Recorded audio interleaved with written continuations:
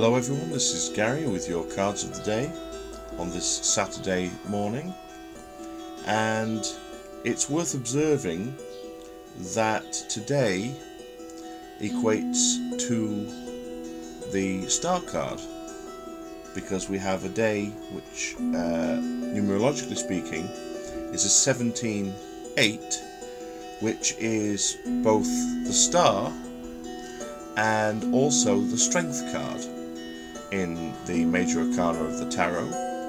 So this feels very much like a day of greater optimism, certainly, especially in view of the fact we had Friday the 13th yesterday, which I know had quite an effect on a few people. But today we have a greater degree of optimism, but I think also we have a greater degree of trying to navigate the ship. The star being a card associated with movement and trying to kind of direct things forward after the sort of difficulties of the cards previously. And strength, of course, indicating a sort of internal fortitude. So it'll be interesting to see how these themes come through in the cards today. And I'm using a mythological spread today of 3 cards. We have the New Mythic Tarot by Juliet Sharman-Burke and Giovanni Caselli.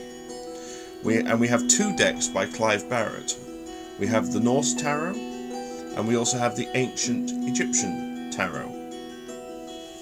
And our first card today is the High Priestess. Now, this is obviously a fairly traditional tarot card, but with a slight variation here, because what we see is we don't see the screen behind the High Priestess here. What we have is a stairwell that just goes up and up and up, and it goes off into the distance, almost behind what looks to be a painting in the background. So we still have this element of not being able to see where that leads to. We also still have the 2 pillars representing the 2 outer columns of the Tree of Life, and the High Priestess herself, is the middle column. Now this is a very interesting image, because what we have here under normal circumstances is a card of intuition, card ruled by the moon, and this really does give us an impression that we'll be using that intuition a lot today. We'll be really trying to see behind the veil, see behind the curtain, so to speak. But there is something else that is really shouting at me when I look at this card. This character from Greek mythology is actually the goddess of the underworld, Persephone.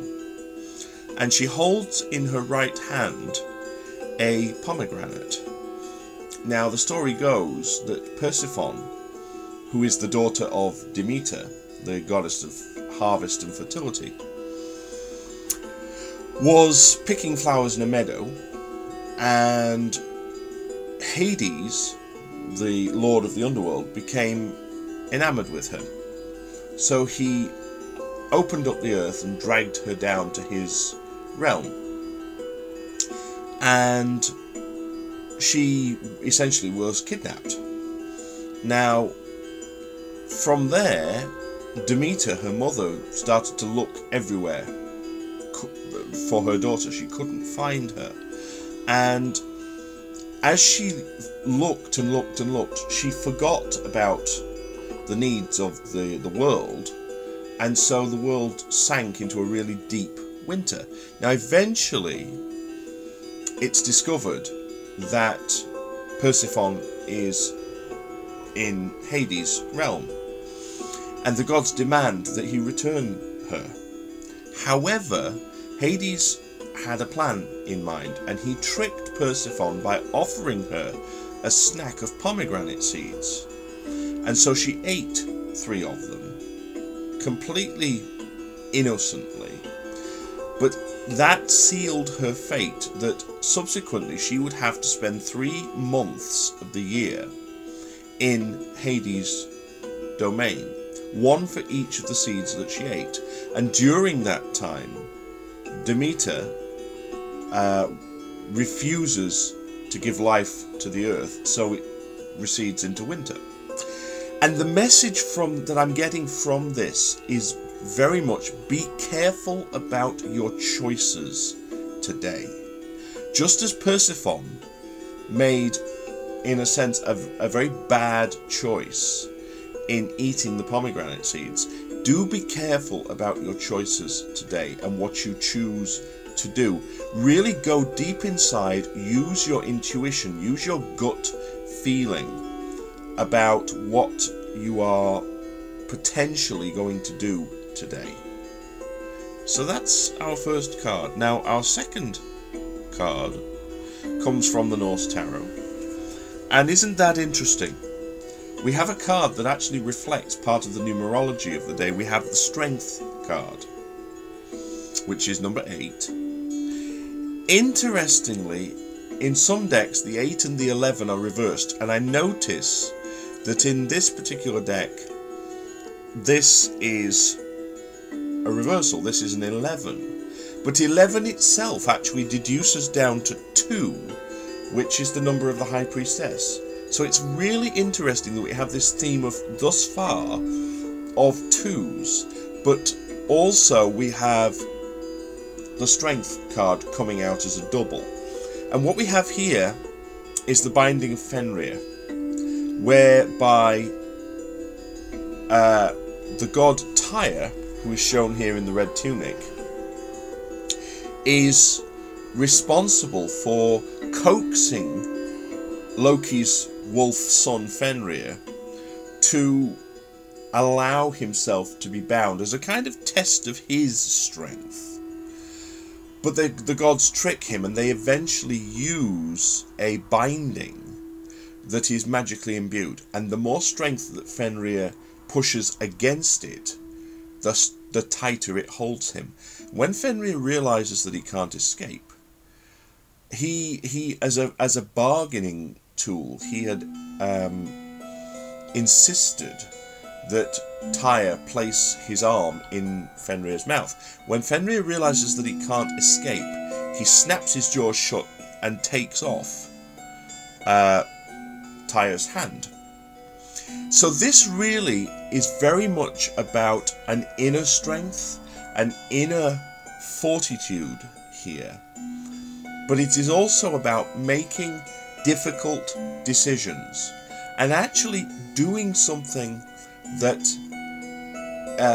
is difficult, that you know is difficult, but doing it anyway because it has to be done. And it's really a case of having the strength to do that, to do the difficult things, even when you know they're difficult, and you do them anyway. So there's a very strong message there today, I feel. And our final card from the Egyptian tarot, the ancient Egyptian tarot, isn't that interesting. We have the High Priestess, card 2, again. So all the way through here we have 2 major themes. We have the number 2. In the case of the Strength card, it's coming up as an 11-2, which is a very spiritual number, 11 being the master number of healing, I believe, because of the 3 master numbers. There's 11, there's 22, and there's 33. And 11 is a master number. It's a very psychic number, actually. So we have the 11-2, we have the 2 running through, and we have the Strength card also doubling itself up. This shows us Isis, goddess of magic, and again this is reinforcing our need to really look beneath the surface, really pay attention to all of the details, and to look for in a sense, look for the hidden solutions, because seeing the moon coming up this strongly does rather suggest that the solutions to any difficulties that we may experience today are not going to be particularly obvious. So it really is worthwhile bearing that in mind and really trying to use all of our powers and all of our intuition to look deeper into things. Now, before I do a quick recap, there's one other thing that is nagging me, and that is this. Isis is well known in one particular myth. She is the sister and she is the wife of the god Osiris, and the two of them are very, very much in love, but she loses Osiris because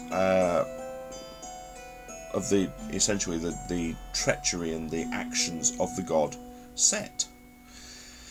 And out of love for Osiris, she literally scours the whole of the world searching for the respective pieces of her loved one, because Osiris is literally torn into many, many pieces and scattered across the world.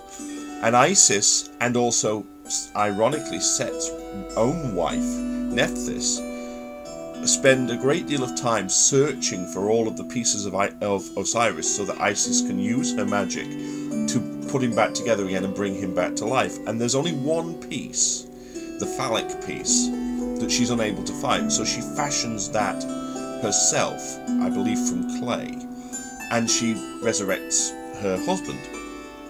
And he ultimately becomes the god of the dead.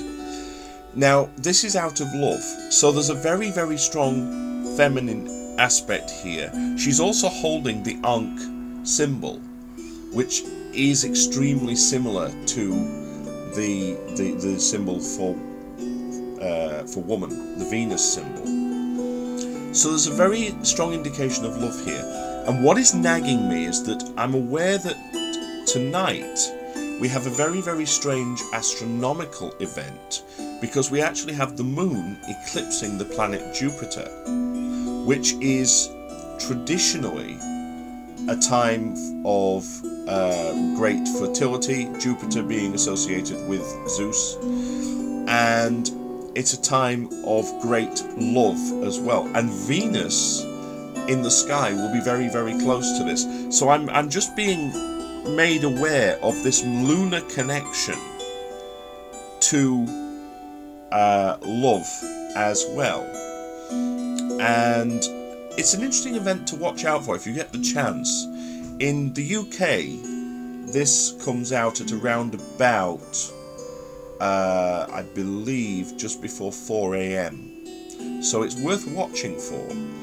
But it does mean that we have a very powerful lunar time. And having Jupiter and the moon literally connecting like that suggests to me a time of increased intuition. And so having the High Priestess appear twice does rather suggest the sort of the intuitive side being very ramped up today. So let's just do a very quick recap. We have a double High Priestess. Be careful of your choices, be careful of your decisions, really search deeply for solutions today.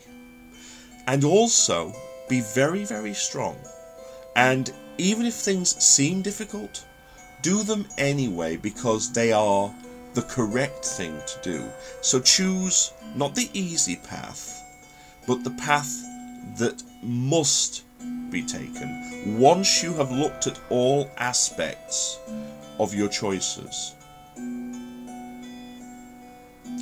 So I hope you've enjoyed these cards of the day and this rather involved look at the energies around today.